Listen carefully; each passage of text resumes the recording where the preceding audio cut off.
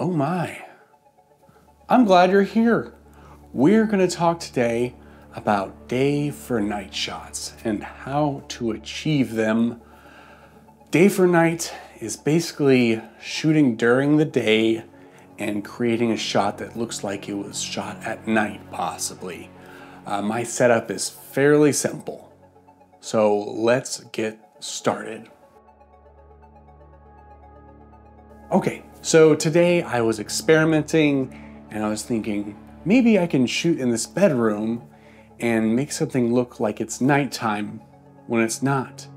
And as I was doing this, I started noticing, oh, all of my lights are in the same exact place and area within 3 feet of each other.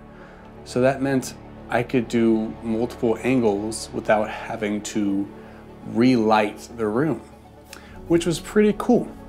So today, the lights that I'm using are the Amaran 200XS with the Aputure Spotlight SE on it.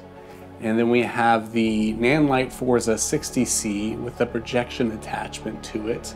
And then we have the Aputure 600C Pro, the Beast. And that has a Fresnel on it. It's the F10 Fresnel, the big boy, with barn doors, which I really didn't use the barn doors. I just turned the Fresnel to 15 degrees. And to achieve this look, a couple different things I thought of. You can ND gel the window, stopping down your camera, putting ND on your camera. What I decided to do is put ND onto my camera. I did stop down a little bit in certain situations at certain angles, as you can see, and that achieved things that I wanted also. So I put 3 stops of ND on there, 0.9 stops of ND. I had the Aputure 600C Pro with Fresnel pointed at the ceiling to bounce on the ceiling to fill in the room a little bit. And then I had the Amaran 200XS as my key light, and that was just filling my face a little bit, and I kind of cut off the little doors on the projection attachment so it wasn't spilling everywhere and it was focused in on me. And then with the Nanlite Forza 60C, I use that as a window blinds kind of look to mimic the window, so it was coming across the bed and giving this nice moonlight across it. Now, to achieve the moonlight look, you need to bring down your actual lights from the sun outside, right? And then you also need to expose correctly in certain areas, like how much do I want the window exposed? How much do I want me exposed? Because when you get into post and DaVinci Resolve and you didn't expose exactly how you want to, you start creating power windows and all this crazy stuff to make it look okay. And anytime you can do it in camera correctly and you don't have to fiddle around with it in post, it's the best way to achieve it. Especially if you're not working with, 12-bit footage and you're working with something like 8-bit or an iPhone, it's going to be harder to manipulate that in post.